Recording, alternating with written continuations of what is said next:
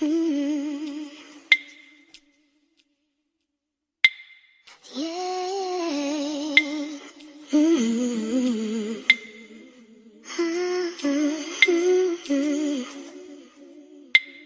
Yeah. Boy, now you make me float, float, boy, really keep me high. Ooh, I feel like I'm on dope, dope, 'cause you serve me on a regular. Good morning. Thank you for clicking on this video. I thought I'd do a raw, real, back into the gym vlog with all my feelings. Today's a really busy day because it is a Monday, but I thought I would vlog. So, yeah. A bit awkward vlogging in front of people, but make sure you give this video a like and a subscribe. I've currently done my first get up, abs, cardio, steps, pose, standard usual routine. Definitely have not had enough sleep, but we were up at 5. Hello everyone, welcome back to my channel. Thank you so much for clicking on this video. So we are going to be discussing the last 2 weeks of my off season, and we're going to be catching up and chatting about what's actually gone on. But before I get into it, make sure you give this video a like and a subscribe because it really helps my channel. And if there is anything else you want to see, make sure you leave it in the comments down below. So let's catch you up. So I have decided, I'm just going on a rant already, aren't I? I have decided that I will be documenting all of my off season. And I think it's really important that I do document this. So I will be documenting week by week or every 2 weeks to make sure that you're caught up to speed. So about 2 weeks ago, we did a good solid 16 weeks of pushing. So I did an 8-week, like 16 weeks of literally balls to the walls training. I'm talking every set, every rep, every exercise, where I felt like I was exerting so much energy. And I did every single set to failure. Now, when you do this for an extensive amount of time, and I need to also counter this by saying I've never trained to this intensity, I felt a severe amount of burnout. So about 2-3 weeks ago, no, let's backtrack even further. If you've been watching the videos and following along closely, I had been telling you dribs and drabs, but this is how I knew. Number one, my digestion went. So let's call this week 5, 6. Then my sleep went the following week. And then my motivation to go to the gym just deteriorated. I just did not want to be there. Facts, I didn't get excited. I didn't get that oomph when I went into training. But I knew that I had another week of pushing before I knew that I wanted to say, okay, maybe some time out might be needed. So I was relaying this to boss. I was telling him how I was feeling. And I was like, I'm feeling strong, I'm feeling good, but the oomph is not there. So he was like, right, it looks like we need a few days off the gym, deload. I was like, no, not yet. Can we just do another week? So that week came and I dug myself in a further hole, which I do not recommend. And I literally thought in my head, okay, I'm going to be pulled out for 3 days at that point. I need to absolutely send every session. So my final session of absolutely sending it was with Paul, and I documented that on my Instagram. So I always do a slideshow. Paul is someone that is my trainer, basically. Once a month, we go through, especially upper body. We've done 2 sessions of upper body, and the next session is going to be legs, just to help me with my training. And a lot of people are saying, why do you have someone to help you with your train? I need someone to keep me accountable, and I know that I really do trust Paul, and he's someone that's in my life for a reason, and I'm very blessed to have him. He's got an extensive amount of knowledge. He's been around the game for so long, and most importantly, we get on really well and we gel really well. But he also is really tall, and I'm also quite a tall female. I'm 5'7.5" and basically all leg. The way that I train is very different to a 5-foot person. So I need to keep that into mind. When I'm setting up machines, for example, I know that I need to adjust it at a certain resistance profile, and he just gets that. So having him train me just really works. Anyway, so I trained on the Saturday, and I came home from the gym, ate, and I just felt battered. When I tell you battered, I felt like I had a severe cold, flu, and I literally did some work and I went to sleep. And I woke up and I felt worse. So I messaged boss and I was like, yeah, yo, this is the situation, like I am not feeling my best. And he was like, right, so normally I do cardio every day. I think it's really important, and there's a big debate. Should cardio be kept in the off season? Should it not? I like to keep it in. Routine, digestion, makes me feel like I've accomplished something in the day. He was like, no cardio, just steps. Sunday, Monday, Tuesday. So I just did steps Sunday, Monday, Tuesday, and I actually vlogged one of those days, and you should go back and watch that, where I basically was just working and doing what normal people do, which is just not what I do. And I thought I'd go into a deload session. If you don't know what a deload is, it's reduced volume on Wednesday. It got to Tuesday night and I just did not feel well. I did not feel like I really wanted to be there. And I was like, oh no, I was getting really, really worried. I was like, I don't know what I'm going to do. Like, the gym is my life. I was getting upset because I was like, what do I do? And then I had to put my big girl pants on and message boss. And I was like, yo, this is the situation. This is how I'm feeling. He was like, right, I know for your routine purposes, you want to train, but maybe that's not the smartest decision. And I was like, no, like, I'm fine. Woke up Wednesday morning. He was like, let me know how you feel in the morning. Woke up on Wednesday morning, messaged him straight away, like, no, not going to happen. Now, Saturday, Sunday, Monday, Tuesday. No, Saturday, Sunday, I slept about 14, 15 hours. That's absurd. But like 10 in the night, 5 in the day. So my body was fatigued. And the amount of systemic stress that I put on my central nervous system and my nervous system in general obviously had accumulated over time to the point where I was not feeling at all well.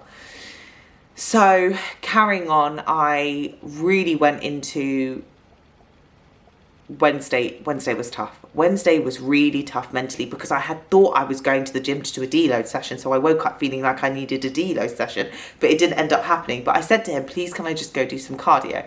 Did some abs, did some cardio, felt a bit better.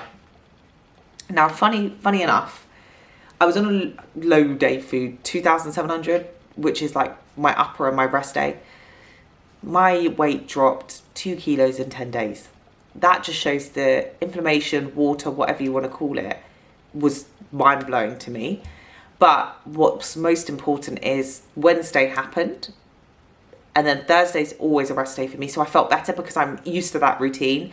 Friday went in, did deload. Saturday went in, did deload. Everything felt quite heavy. So Saturday, after Friday's leg session, Saturday I was like, I should not really train at my home gym because I'm going to get frustrated that everything's feeling heavy like it did on Friday. So I went and trained at another gym, and I really, really did enjoy it. It was a nice change of environment, and I do kind of like to do that on a weekend now. I am a creature of habit, and I do find it difficult, but I'm trying. Sunday came, I was resting. So for that period between Saturday and Friday, I slept and recovered a lot. And that was the goal of it, to feel refreshed. And I wanted to document this because I have been in the gym for 14 years, but I have never got to a stage where I physically did not want to go. And that was very unlike me. I don't believe I've ever trained to this intensity in my life, and that's something that I'm documenting because on my Instagram especially, and also on YouTube, because I'm learning a lot, not just about biomechanics and the way that my body functions, which is a whole nother story, but also about the intensity that you need to be able to bring to the gym and the intensity that you need to be able to mentally switch on. And I couldn't mentally switch on, and training for me is my love.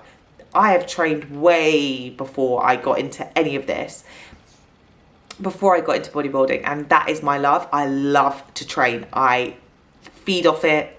If I'm happy, if I'm upset, if I'm excited, if I'm sad, training is my life. So Sunday came and I mentally prepared myself for Monday, and I wasn't fully excited, but I was like, right, put your big girl pants on.